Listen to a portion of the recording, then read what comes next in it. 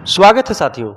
हिंदी साहित्य के महत्वपूर्ण वन लाइनर की श्रृंखला लगातार हमारे YouTube चैनल पर चल रही है और इसके माध्यम से हम हिंदी के महत्वपूर्ण प्रश्नों को लगातार हल कर रहे हैं। तो आज की इस क्लास में हम एक रामबाण सीरीज के रूप में महत्वपूर्ण तथ्यों को यहाँ पे देखेंगे। देखते हैं, सबसे पहला जो पॉइंट है हमारा वह है वह फिर नहीं आई। ये 1960 में प्रकाशित उपन्यास है। इस उपन्यास के लेखक कौन है? तो आपको ध्यान रखना है, भगवती चरण वर्मा जी का ये उपन्यास है वह फिर नहीं आई। इसके विषय में रामचंद्र तिवारी जी ने अपनी पुस्तक हिंदी गद्य साहित्य का इतिहास में लिखा है कि इसे एक कमजोर उपन्यास माना जाता है। वह फिर नहीं आई, भगवती चरण वर्मा 1960 में।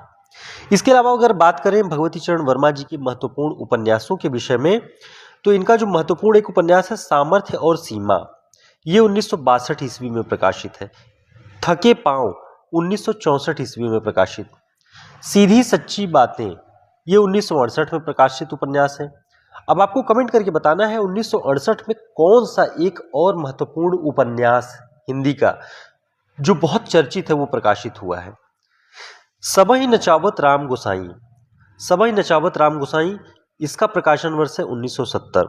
तो हम देख रहे हैं भगवती चरण वर्मा के इन प्रसिद्ध उपन्यासों और उनके प्रकाशन वर्ष के विषय में, और रामचंद्र तिवारी जी ने वह फिर नहीं आई को एक कमजोर उपन्यास माना है। ये तथ्य ध्यान रखना है। आगे देखते हैं, भगवती चरण वर्मा के किस उपन्यास में एक परिवार की 4 पीढ़ियों की कथा अंकित है?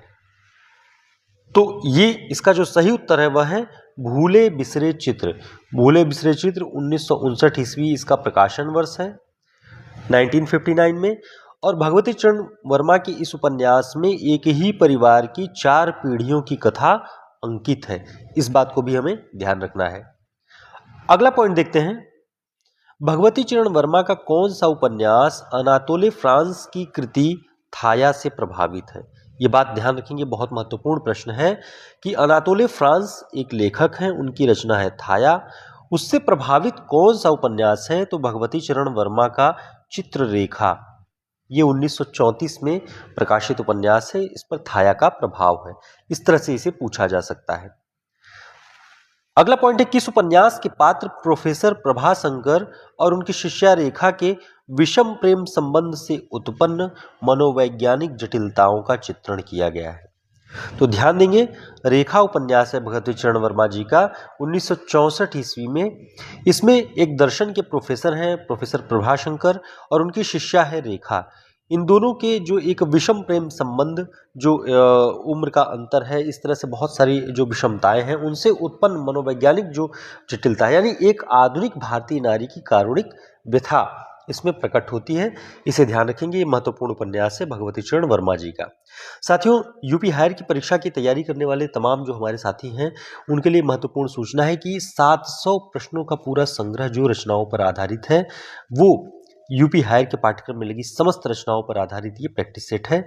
आप इसे ऑर्डर कर सकते हैं। साथ ही यूपी हायर का हमारा ये बहुत महत्वपूर्ण नोट्स, जिसमें सभी गद्य रचनाओं और प्रमुख काव्य की वन लाइनर फैक्ट्स, साथ ही लगभग 250 प्रश्न जो रचनाओं पर आधारित हैं उनका पूरा कलेक्शन आपको मिलेगा। हिंदी साहित्य का शॉर्ट नोट्स, जिसमें हिंदी साहित्य का इतिहास, काव्यशास्त्र, भाषा विज्ञान, पुरस्कार, रचनाकार विशेष, इन सभी से महत्वपूर्ण वन लाइनर प्रश्न और 1000 महत्वपूर्ण प्रश्नों का प्रैक्टिस सेट भी इसमें, जो कि आचार्य रामचंद्र शुक्ल जी की पुस्तक के आधार पे व्याख्यात्मक हल भी इसमें मिलेगा।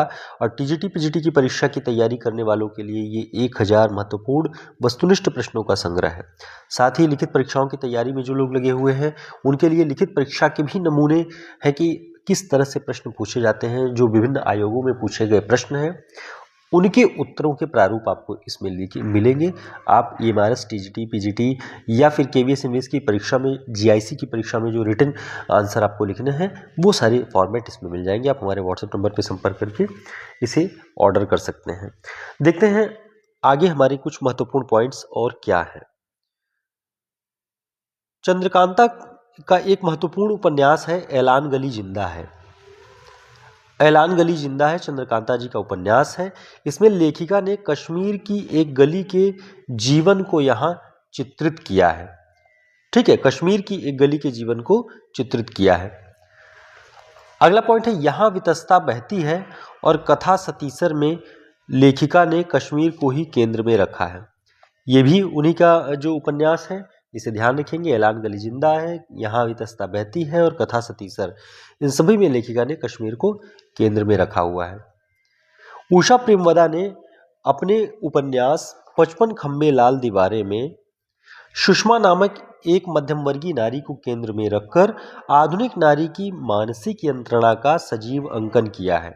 तो ये उपन्यास किसका है? उषा प्रेमवदा का 55 खंबे लाल दीवारें, और इसकी जो जो पात्र हैं वो सुषमा। अगला पॉइंट है कृष्णा सुमति का उपन्यास समय सरगम की कथा रहते हुए इसमें जो है ईशान और अरण्या दो सयाने बूढ़े पात्रों का जिक्र है। कृष्णा सुमति का उपन्यास समय सरगम, इसे ध्यान रखेंगे। लीला चंद्र जोशी का उपन्यास है एक जिप्सी 1952 में। इस उपन्यास को फिर से एक नए नाम से प्रकाशित किया गया है, त्याग का भोग। ध्यान रखेंगे, रामचंद्र तिवारी जी की पुस्तक में यह तथ्य आता है, त्याग का भोग, ये इस नाम से प्रकाशित हुआ उपन्यास है। अगला पॉइंट है जैनेन्द्र कुमार की मौत पर शीर्षक से संस्मरण किसने लिखा है? तो ध्यान रखेंगे, जैनेन्द्र कुमार ने अपने को ही याद किया है इस संस्मरण में। इसमें अपनी रुचियों, कमजोरियों और प्रवृत्तियों का उद्घाटन किया है। तो जैनेन्द्र कुमार की मौत पर कोई और नहीं, स्वयं जैनेन्द्र जी लिख रहे हैं, स्वयं की कमजोरियों, रुचियों और प्रवृत्तियों को याद करते हुए। ठीक है साथियों, यूपी हायर की हमारी जो क्लासेस हैं, नया बैच, लाइव बैच चल रहा है, आप सभी उसे ज्वाइन कर सकते हैं। पाठ्यक्रम पर आधारित समस्त गद्य रचनाओं, काव्य रचनाओं और महत्वपूर्ण आलोचनात्मक ग्रंथों का इसमें अध्ययन हम करेंगे। काव्यशास्त्र, भारतीय एवं पाश्चात्य काव्यशास्त्र पर पूरा आपको इसमें हम विस्तृत अध्ययन करेंगे, और रचनाओं के प्रैक्टिस सेट भी वीकली हम इसमें करने वाले हैं। प्रतिदिन शाम में 7 से 8 के बीच में क्लास चल रही है। इस समय ऑफर है, आप 1200 रुपये में इस क्लास को, इस बैच को ज्वाइन कर सकते हैं।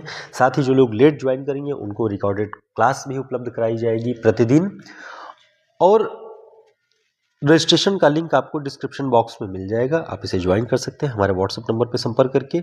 बहुत ही विस्तृत ढंग की पूरी क्लास यहाँ पे चल रही है और बहुत सारे छात्र जुड़े हुए हैं, आप सभी देख सकते हैं। डेमो क्लास भी मौजूद है, चैनल पे जाके आप देखेंगे तो वहाँ आपको मिल जाएगी। देखते हैं आगे, गरीबी या अमीरी नाटक के नाटककार कौन है?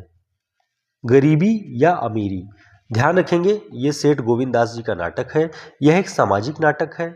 डॉक्टर बच्चन सिंह के अनुसार इस नाटक का दूसरा नाम है श्रम या उत्तराधिकार। इस नाटक के कथानक को स्पष्ट करता है, यानी जो इसका दूसरा नाम है वो गरीबी या अमीरी को ज्यादा ढंग से स्पष्ट करता है, जिसमें करोड़पति लक्ष्मीदास की पुत्री अपने पति के श्रम के आदर्श को स्वीकार करके उत्तराधिकार में मिली संपत्ति को ठुकरा देती है। तो एक आदर्श प्रधान एक तरह से ये नाटक है। स्वर्ग की झलक, ये 1940 में प्रकाशित नाटक है। इसके नाटककार कौन है? तो ध्यान रखेंगे, उपेंद्र नाथ अष्ट जी का ये नाटक है, स्वर्ग की झलक 1940 में। डॉक्टर बच्चन सिंह के अनुसार यह नाटक विवाह संबंधी रोमांटिक धारणा पर व्यंग है। कौन सा? स्वर्ग की झलक। तो कभी भी पूछ सकता है विवाह संबंधी रोमांटिक धारणा पर व्यंग के रूप में कौन सा नाटक लिखा गया है? अष्ट जी का स्वर्ग की झलक। अगला नाटक है दुविधा। इस नाटक के नाटककार कौन है? तो ध्यान रखना, पृथ्वीनाथ शर्मा इनका प्रसिद्ध नाटक है ये दुविधा। इसमें एक उच्च शिक्षा प्राप्त युवती के प्रेम और विवाह की समस्या का वर्णन है। छठा बेटा 1940 में प्रकाशित ये नाटक किस प्रकार का नाटक है? ध्यान रखेंगे, सामाजिक व्यंग। इसके नाटककार कौन है? कमेंट करके बताएं। मोहन राकेश के नाटक की पात्र सुंदरी किस नाटक में है? यानी सुंदरी नामक पात्र किस नाटक में है? मोहन राकेश के नाटक में। तो ध्यान रखेंगे, लहरों के राजहंस। लहरों के राजहंस में जो स्त्री पात्र है उसका नाम है सुंदरी, और लहरों के राजहंस का प्रकाशन वर्ष है 1963।